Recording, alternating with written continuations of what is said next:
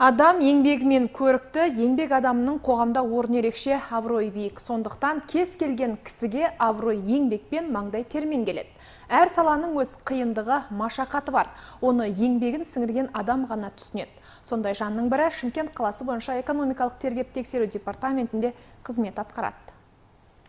Еркебұлан Қасымбеков Шымкент қаласы бойынша экономикалық тергеп-тексеру департаментінің бірінші тергеу басқармасында аға тергеуші лауазымында қызмет атқарады.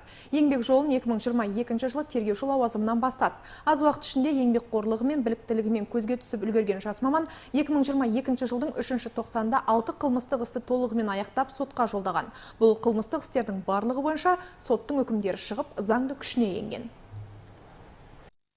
Мен үшін қызмет бастағалы бері ең қызықты проект ретінде есімде қалғаны ол Қазақстан Республикасы қылмыстық кодексінің 217 бабында көзделген қаржылық пирамиданы құру және оған басшылық ету фактісі бойынша тергелген қылмыстық ісім болды. Біздің қызметіміздің негізгі міндеті еліміздің экономикалық тұрақтылығын қамтамасыз ету болғандықтан осы жолда аянбай еңбек ету менің басты приоритетімде. Қаржылық мониторинг органдарында қызмет етудің басты басымдылығы ол өзінің қажырлы еңбегінің елеусіз қалмайтындығы. Осы салада небәрі 9 айдан астам уақыт жұмыс жасап, жас тергеуші ретінде үздіктердің қатарына кіргенім және өзге де жеткен жетістіктерім еленіп, агенттіктің бір жолғы сыйақы беру көтермелеуіне, сонымен қатар департамент басшысының құрмет грамотасына ие болдым.